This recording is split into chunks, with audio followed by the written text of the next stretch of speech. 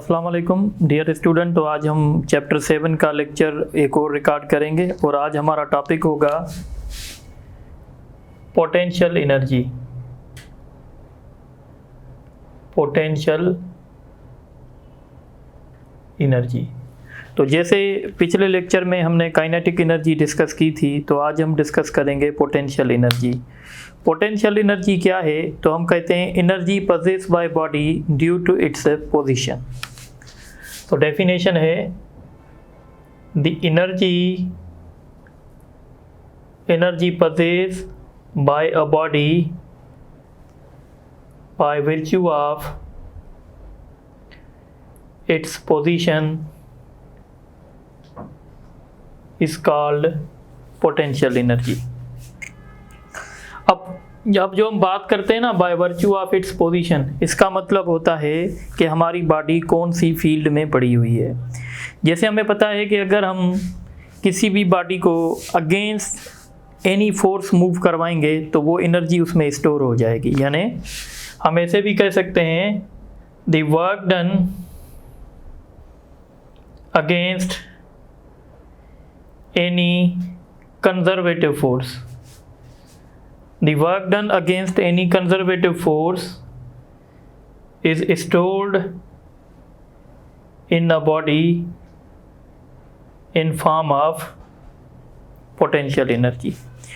जब हम किसी भी बॉडी को अपोजिट कंजर्वेटिव फोर्स के काम करवाएंगे ना, तो वो एनर्जी, वो हमारा वर्क जो होगा बॉडी में स्टोर हो जाएगा in the form of potential energy. Suppose करें, जैसे आप जानते हैं एक स्प्रिंग है, स्प्रिंग के साथ ये मास अटैच है और आपको पता है इस स्प्रिंग में अगर हम इसको स्ट्रेच करने की कोशिश करेंगे तो इलास्टिक रीस्टोरिंग फोर्स डेवलप होगा और इलास्टिक रीस्टोरिंग फोर्स का डायरेक्शन होगा टुवर्ड्स द मीन पोजीशन। ये इलास्टिक रीस्टोरिंग फोर्स है, ठीक है, और हम इस पे फोर्स लगा के ये डिस्प्लेसमेंट लेके आ रहे हैं। यानी डिस्प्लेसमेंट और हमारा जो इलास्टिक रीस्टोरिंग फोर्स है, इन दोनों का डायरेक्शन अपोजिट है। तो हम कहेंगे जितना भी हम वर्क करेंगे against the elastic restoring force, वो वर्क इसमें स्टोर हो जाएगा in the form of potential energy. इस पोटेंशियल एनर्जी को हम कहते हैं elastic potential energy. Elastic potential energy, ठीक है। तो what is elastic potential energy? Elastic potential energy की डेफिनेशन क्या होगी? द वर्क डन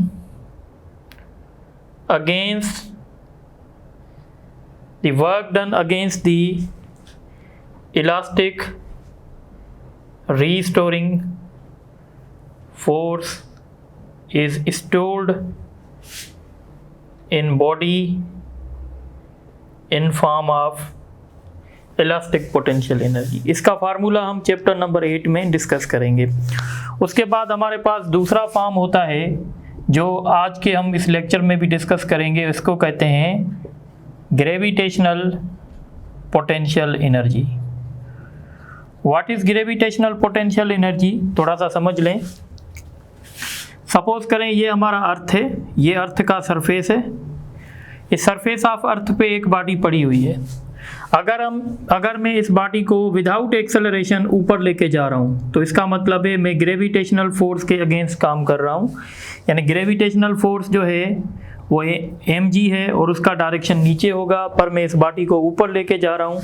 इसका मतलब है मैं ग्रेविटेशनल फोर्स के अगेंस्ट काम कर रहा हूँ और जितना भी वर्क मैं ग्रेविटेशनल फोर्स के अगेंस्ट करूँगा वो इस बॉडी में स्टोर हो जाएगा in the form of gravitational potential energy. तो इसकी डेफिनेशन होगी the work done against the gravitational field या gravitational force, the work done against the gravitational field is stored in the body in form of potential energy, ठीक है। और potential energy का formula होगा, अगर हम अज्यूम करें कि यहाँ से लेकर यहाँ तक ये हाइट बिल्कुल छोटी है और यहाँ से लेकर यहाँ तक ग्रेविटेशनल फोर्स कांस्टेंट है, तो उस केस में फार्मूला हमारा हो जाएगा mgh।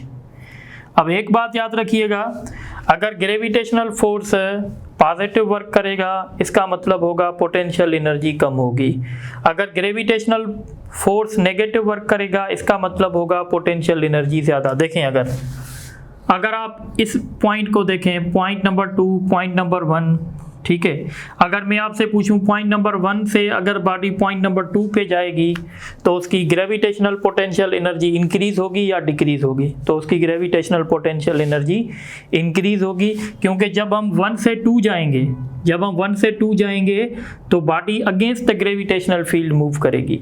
तो जब ग्रेविटेशनल फोर्स पॉजिटिव वर्क करेगा तो हम कहेंगे पोटेंशियल एनर्जी डिक्रीज होगी, और जब ग्रेविटेशनल फोर्स नेगेटिव वर्क करेगा हम कहेंगे पोटेंशियल एनर्जी इंक्रीज होगी। तो याद रखिएगा, between two points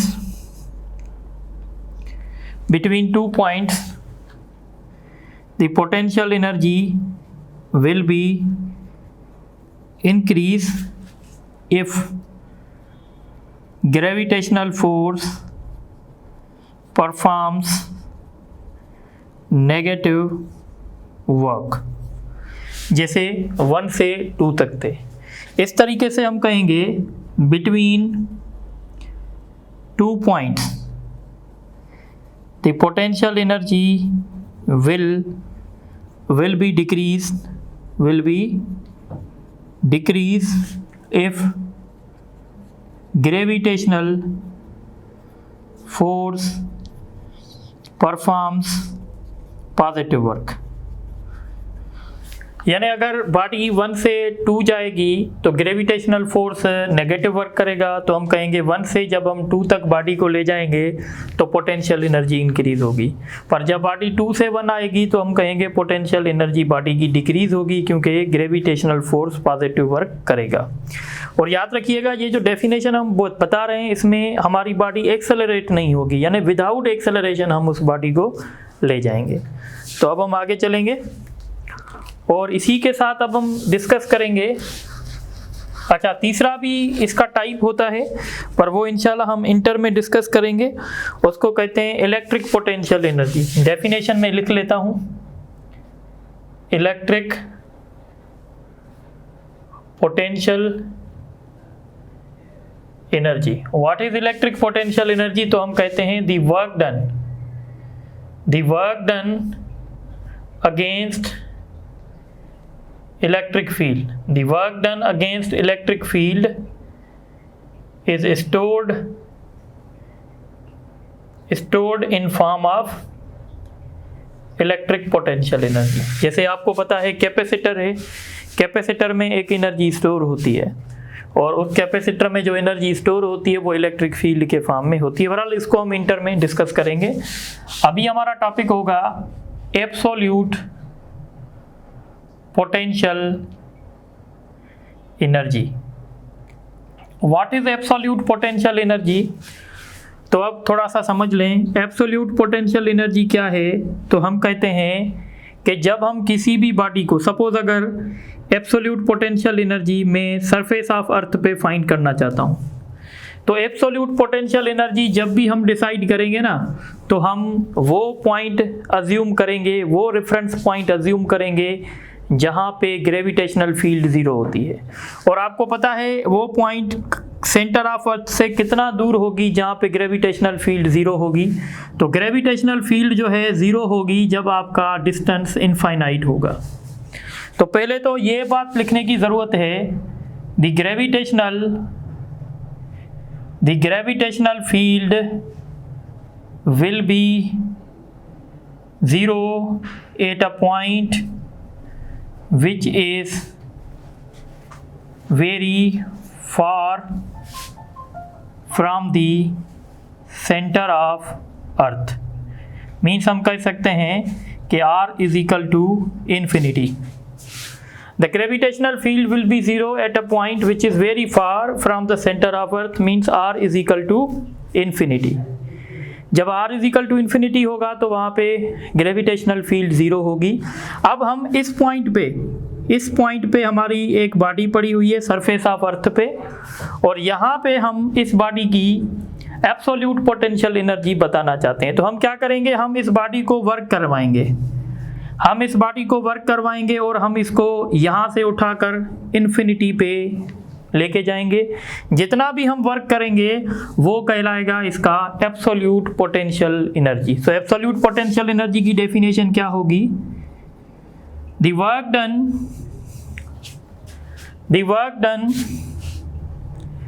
against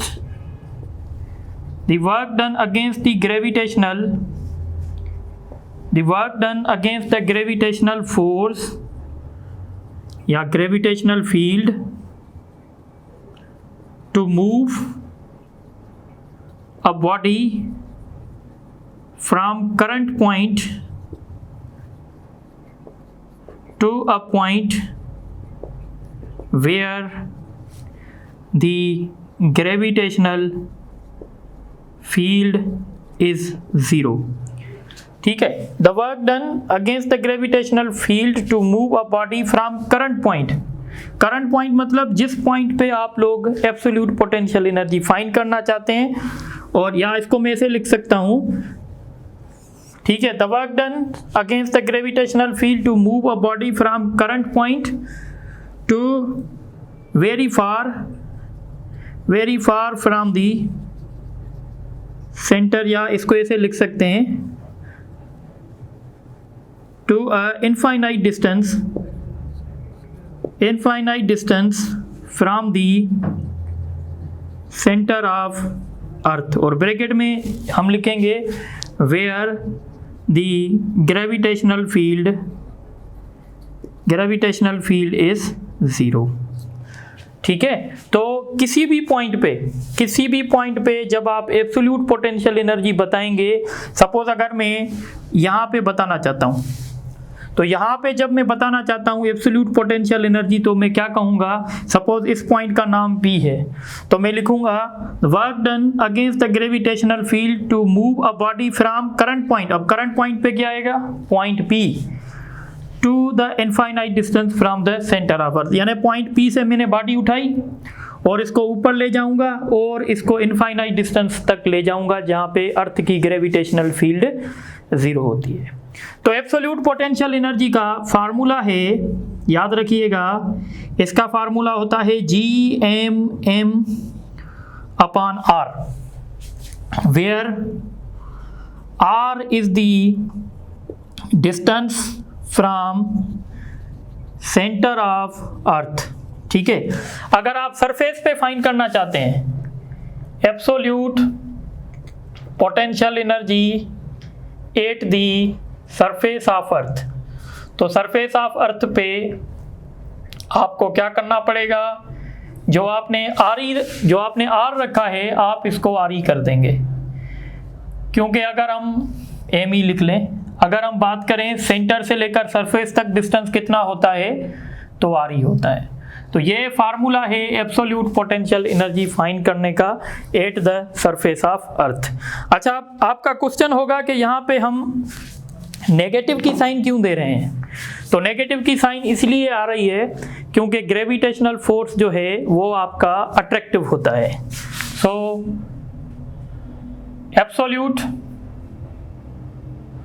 potential energy is negative, absolute potential energy is negative because gravitational force is attractive। Gravitational force attractive है, इस वजह से एब्सोल्यूट पोटेंशियल एनर्जी नेगेटिव होगी। अब एक पॉइंट आप नोट करें, अगर मैं आपसे पूछूं कि बॉडी की एब्सोल्यूट पोटेंशियल एनर्जी कहाँ पे ज़्यादा होगी, तो याद रखिएगा जहाँ पे ग्रेविटेशनल फोर्स ज़्यादा होगा वहाँ पे बॉडी की एब्सोल्यूट पोटेंशियल एनर्जी ज़्यादा होगी। अब अगर मैं आपसे पूछूं ग्रेविटेशनल फोर्स ज़्यादा कहाँ होगा, तो आपको पता है एट द सरफेस ऑफ अर्थ, तो इसका मतलब है एब्सोल्यूट पोटेंशियल एनर्जी यानी it is maximum eight the surface of earth. It is the maximum at the surface of अर्थ। और जैसे ही हम सरफेस ऑफ अर्थ से ऊपर चलते जाएंगे एब्सोल्यूट पोटेंशियल एनर्जी कम होती जाएगी। या एक बात आप नोट कर लें, एब्सोल्यूट पोटेंशियल एनर्जी अगर मैं सिंपल वर्ड्स में कहूँ क्या है, तो मैं कहूँगा कितनी एनर्जी हमें चाहिए ताकि हम किसी भी बॉडी को अर्थ की ग्रेविटेशनल फील्ड से बाहर निकाल लें। अगर मैं आपसे क्वेश्चन करूं कि यहाँ से इस बॉडी को निकालना ग्रेविटेशनल फील्ड से मुश्किल होगा या इस पॉइंट पे मुश्किल होगा या इस पॉइंट पे मुश्किल होगा, तो आपको पता है इस पॉइंट पे हमें ज़्यादा वर्क करना पड़ेगा क्योंकि यहाँ पे अट्रैक्शन ज़्यादा होगी।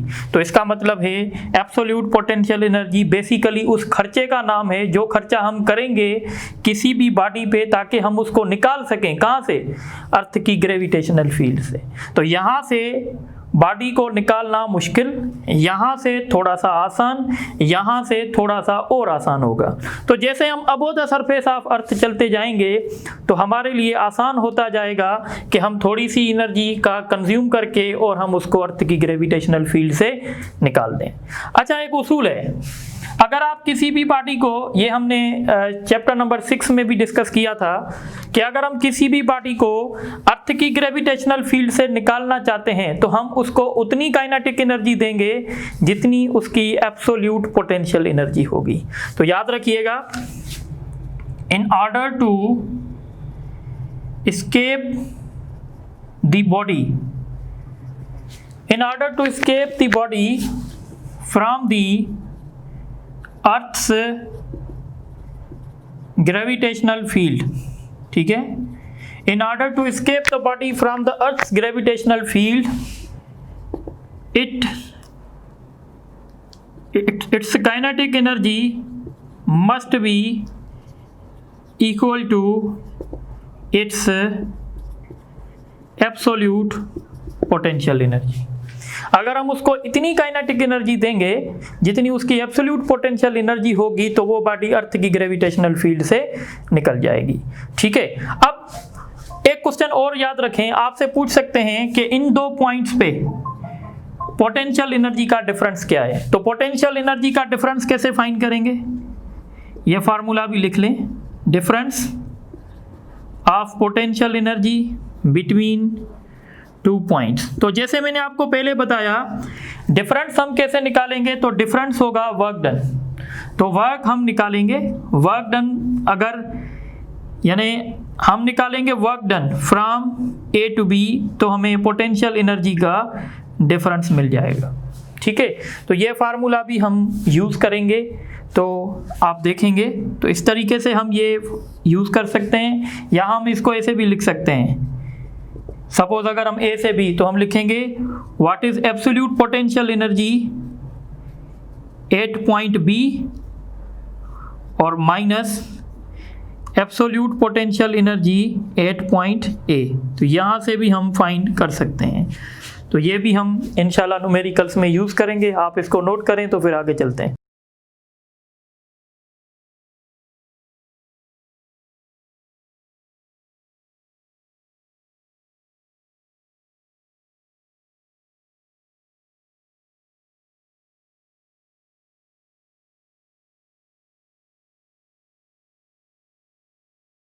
अब जो हम डिस्कस करेंगे वो बहुत ही इम्पॉर्टेंट टॉपिक है इंटीटेस्ट पॉइंट ऑफ व्यू से।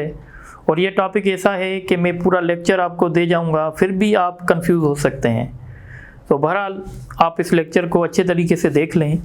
तो आज का यानी इसी लेक्चर का हमारा दूसरा टॉपिक है inter conversion of kinetic energy and potential energy. देखें, काइनेटिक एनर्जी और पोटेंशियल एनर्जी दोनों मैकेनिकल एनर्जी के फॉर्म्स हैं और हम कहते हैं कि एक मैकेनिकल एनर्जी का फॉर्म दूसरे मैकेनिकल एनर्जी के फॉर्म में कन्वर्ट हो सकता है। ठीक है, इस तरीके से हम कहते हैं कि जब कोई बॉडी, सपोज करें हमने किसी बॉडी को वर्टिकली अपवर्ड थ्रो किया, तो जब हम बॉडी को वर्टिकली अपवर्ड थ्रो करते हैं तो आपको पता है इस बॉडी के पास काइनेटिक एनर्जी है और काइनेटिक एनर्जी की वजह से वो body against the gravitational field जाती है। यानी जैसे बॉडी ऊपर चलती जाएगी इसकी काइनेटिक एनर्जी कम होती जाएगी और पोटेंशियल एनर्जी इसकी जो है इंक्रीज होती जाएगी। थोड़ी देर के लिए हम अज्यूम कर रहे हैं कि there is no air resistance. तो अगर आप यहाँ पे देखेंगे तो इसकी काइनेटिक एनर्जी कम हो जाएगी, पोटेंशियल एनर्जी थोड़ी हो जाएगी, यहाँ पे काइनेटिक एनर्जी और कम। और जब ये इसकी मैक्सिमम हाइट है, या ऐसे समझें ये इसकी हाईएस्ट पॉइंट है, तो जब हाईएस्ट पॉइंट पे होगा तो इसकी सारी काइनेटिक एनर्जी जो है वो कन्वर्ट हो जाएगी पोटेंशियल एनर्जी में। यानी हम कहेंगे यहाँ पे काइनेटिक एनर्जी 0 होगी, पोटेंशियल एनर्जी मैक्सिमम होगी। और इसी तरीके से अगर हम इस पॉइंट को देखें तो यहाँ पे काइनेटिक एनर्जी मैक्सिमम और पोटेंशियल एनर्जी 0। और अगर हम बीच में कहीं पे देखेंगे, यहाँ पे देखेंगे, तो यहाँ पे इसके पास काइनेटिक एनर्जी भी होगी, पोटेंशियल एनर्जी भी होगी। तो हम ये कहते हैं कि kinetic energy and potential energy are interchangeable. ये इंटरचेंजेबल है, एक दूसरे में कन्वर्ट हो सकते हैं। अब हम एक इम्पॉर्टेंट बात करेंगे, when a body moving vertically upward. जब कोई बॉडी वर्टिकली अपवर्ड जाती है तो उस केस में क्या होता है, उस केस में हम कहते हैं कि लॉस इन काइनेटिक होता है और गेन इन पोटेंशियल होता है। जितना काइनेटिक एनर्जी में लॉस होगा उतना पोटेंशियल एनर्जी में गेन होगा। इसी तरीके से जब हम रिवर्स करेंगे, रिवर्स यानी जब ये रिवर्स बॉडी आएगी नीचे तो फिर क्या होगा, इसका रिवर्स प्रोसेस होगा। यानी when a body moving downward, जब कोई बॉडी डाउनवर्ड मूव करेगी इस केस में लॉस इन पोटेंशियल होगा और गेन इन काइनेटिक होगा। ठीक है। हाईएस्ट पॉइंट जब होगी, हाईएस्ट पॉइंट पे क्या होने वाला है, तो हाईएस्ट पॉइंट पे बॉडी की सारी काइनेटिक एनर्जी पोटेंशियल एनर्जी में कन्वर्ट हो गई है। यानी काइनेटिक एनर्जी 0 और पोटेंशियल एनर्जी मैक्सिमम। ठीक है। और पोटेंशियल एनर्जी मैक्सिमम कितनी होगी, mgh होगी, where h is the maximum height attended by the body. इसी तरीके से जब यहाँ पे लोएस्ट पॉइंट होगी, just before striking the ground, just before striking the ground, ground को हिट करने से पहले क्या होने वाला है, तो बॉडी की पोटेंशियल एनर्जी 0 हो जाएगी और बॉडी की जितनी भी पोटेंशियल एनर्जी है वो सारी की सारी काइनेटिक एनर्जी में कन्वर्ट हो जाएगी। और काइनेटिक एनर्जी का फार्मूला भी mgh होगा। व्हाट अबाउट टोटल एनर्जी, याद रखिएगा टोटल एनर्जी जो होगी वो सम होगी। Total energy is a sum of kinetic energy plus potential energy. अगर हम टोटल एनर्जी फाइंड करना चाहेंगे तो टोटल एनर्जी के लिए हमें काइनेटिक एनर्जी भी चाहिए, पोटेंशियल एनर्जी भी चाहिए। एक बात याद रखिएगा, बॉडी भले आपकी अपवर्ड जा रही है या डाउनवर्ड जा रही है, उसकी टोटल एनर्जी हमेशा सेम रहेगी। टोटल एनर्जी उसकी mgh रहेगी, हमेशा हर पॉइंट पे उसकी टोटल एनर्जी सेम होगी। ठीक है। अब हम क्या करेंगे, इस पे कुछ MCQs करने वाले हैं। पहले हम इस पे 1-2 MCQs कर लेते हैं और फिर हम उन टॉपिक्स पे MCQs करेंगे। तो एक MCQs है, इसको देख लें। A body is throne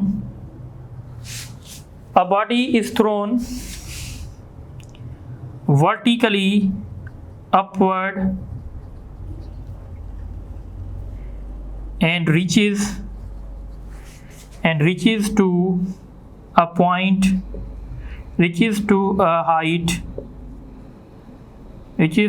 height h। ठीक है।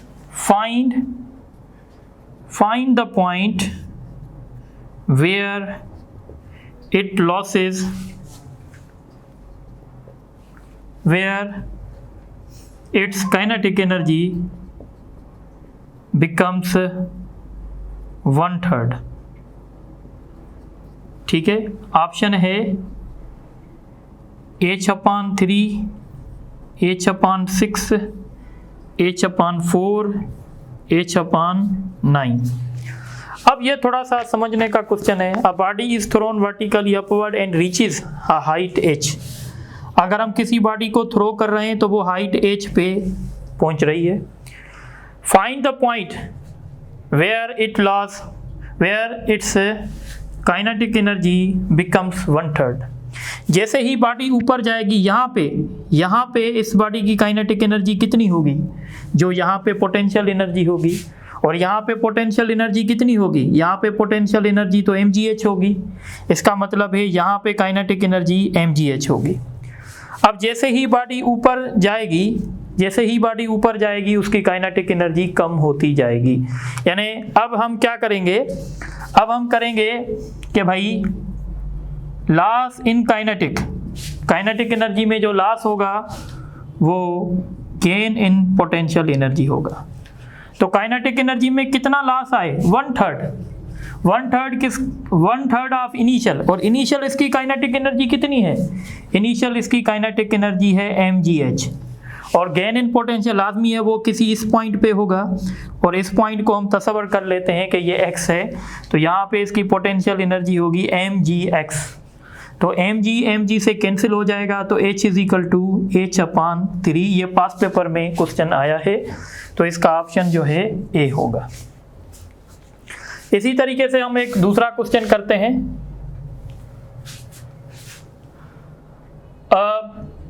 बॉडी इज ड्रॉप्ड या a body is release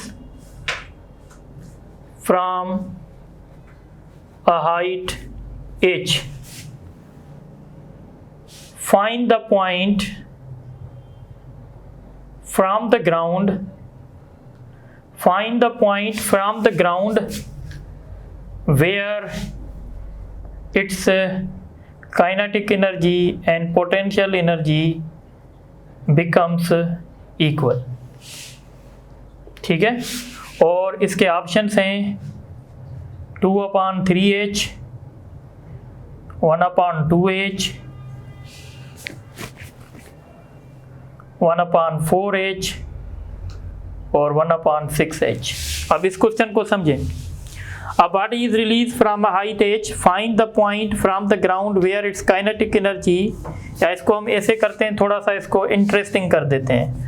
Find the point where its kinetic energy becomes twice of potential energy। ठीक है, थोड़ा सा इसको इंटरेस्टिंग करते हैं। तो अब समझें, अब हम यहाँ से इसको रिलीज कर रहे थे, तो यहाँ पे इसकी क्या होगी, पोटेंशियल एनर्जी, और वो कितनी होगी, mgh। ठीक है, और यहाँ पे इसकी काइनेटिक एनर्जी होगी 0। जैसे बॉडी नीचे आएगी तो क्या होगा, पोटेंशियल एनर्जी में लॉस और काइनेटिक एनर्जी में गेन होगा। अब सपोज करें ये एक ऐसी पॉइंट है जो ग्राउंड से x मीटर की हाइट पे है, और यहाँ पे इसकी जो काइनेटिक एनर्जी है ना वो ट्वाइस ऑफ पोटेंशियल एनर्जी है। ठीक है, तो आपको पता है कि टोटल एनर्जी क्या होती है, kinetic energy plus potential energy. ठीक है, और टोटल एनर्जी जैसे कि मैंने बताया हमेशा mgh होगी। अब देखें यहाँ पे जो इसकी काइनेटिक एनर्जी है वो 2 टाइम्स ऑफ, ठीक है, पोटेंशियल एनर्जी है, और यहाँ पे पोटेंशियल एनर्जी। अब देखें आप, यहाँ पे जो पोटेंशियल एनर्जी होगी इस पॉइंट पे कितनी होगी, mgx होगी या mgh होगी, तो mgx होगी क्योंकि हम इस पॉइंट की बात कर रहे हैं। तो यहाँ पे होगा 2mgx प्लस mgx। ठीक है, तो इस तरीके से जब आप इनको सम करेंगे तो ये कितना हो जाएगा, 3mgx। तो इसका मतलब होगा ये भी कैंसिल हो जाएंगे, और x = h/3, यानी इसका ऑप्शन होगा डी ऑप्शन इसका सही होगा। इस तरीके से ये सॉल्व हो जाएगा। अब हम दूसरा क्वेश्चन करते हैं इसी के ऊपर। ठीक है,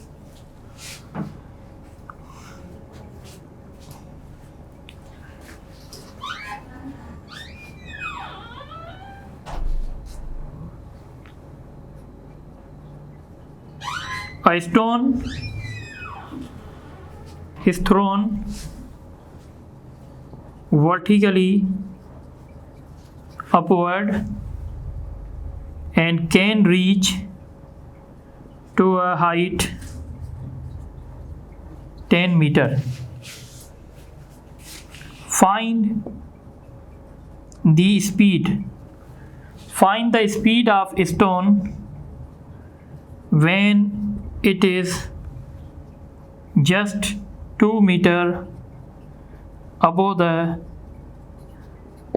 ground। ठीक है, take value of g 10 metre per second square.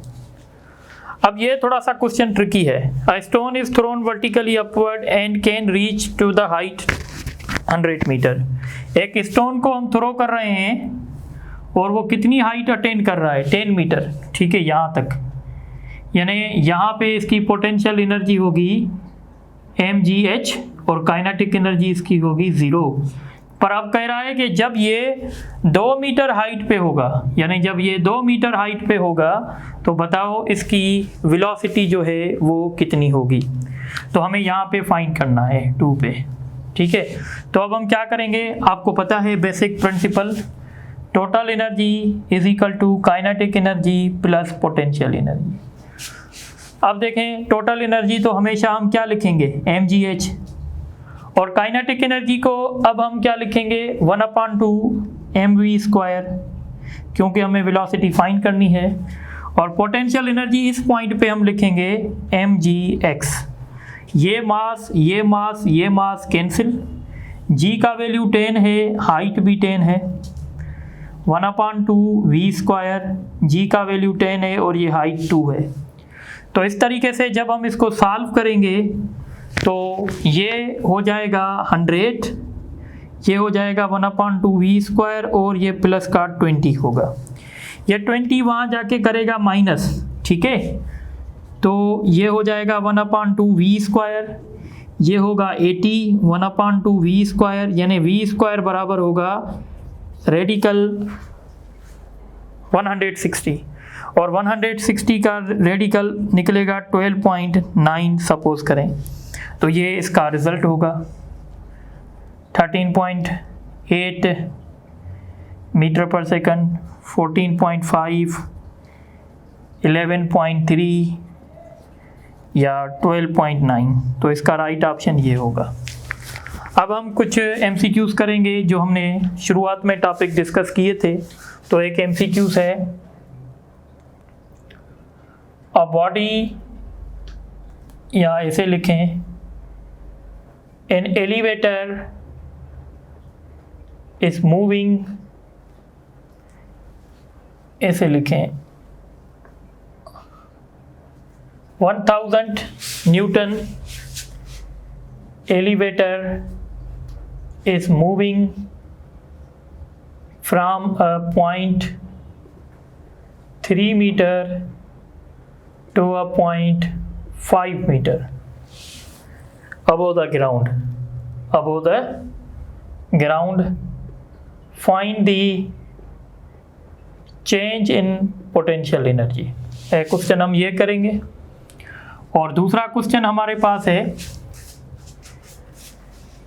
the absolute potential energy, the absolute gravitational potential energy is maximum at। ठीक है, इसका ऑप्शन हम थोड़ी देर के बाद बनाएंगे। एक और MCQ है, a satellite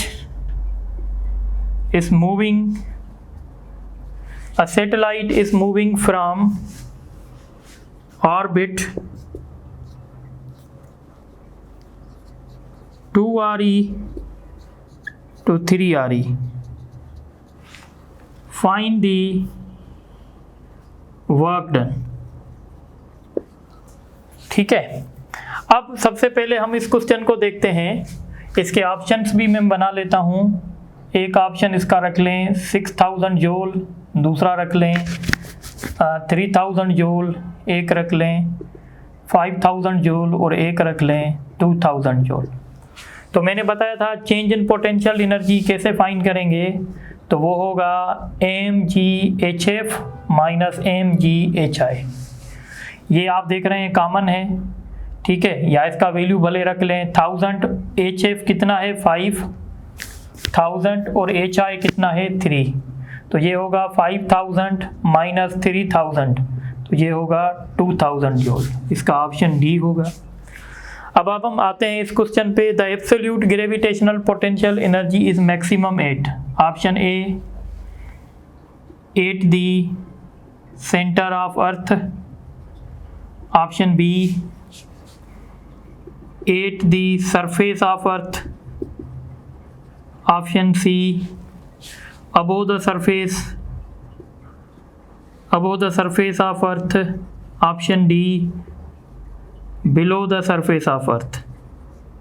तो आप जानते हैं एब्सोल्यूट पोटेंशियल एनर्जी मैक्सिमम कहाँ होती है, यानी कहाँ से हमें बॉडी को मुश्किलात होगी ग्रेविटेशनल फील्ड से निकालने में, तो एट दी सरफेस ऑफ अर्थ। अब ये क्वेश्चन देख लें, इसके ऑप्शन में लिख लेता हूँ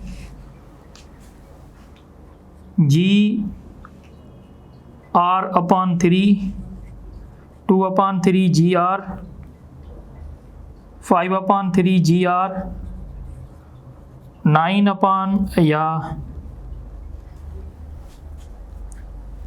5/6 जी आर। इसको सॉल्व करते हैं फिर ऑप्शन मिल जाएगा। तो मैंने कहा था वर्क डन क्या होगा, तो एक पॉइंट, अब देखें ये सपोज करें ये हमारी अर्थ है, ये एक सैटेलाइट का ऑर्बिट है और ये दूसरा ऑर्बिट है। ये ऑर्बिट सपोज करें 2r है और ये ऑर्बिट सपोज करें 3r ही है। तो इस ऑर्बिट से इस ऑर्बिट में सैटेलाइट जा रही है, तो उसको कितना वर्क करना पड़ेगा। तो हम क्या करेंगे, यहाँ पे potential absolute potential energy find करेंगे। सपोज ये पॉइंट B है, ये पॉइंट A है, तो यहाँ पे हम एब्सोल्यूट पोटेंशियल एनर्जी B पे फाइंड करेंगे और इसमें से माइनस करेंगे एब्सोल्यूट पोटेंशियल एनर्जी कहाँ पे, जो A पर होगी।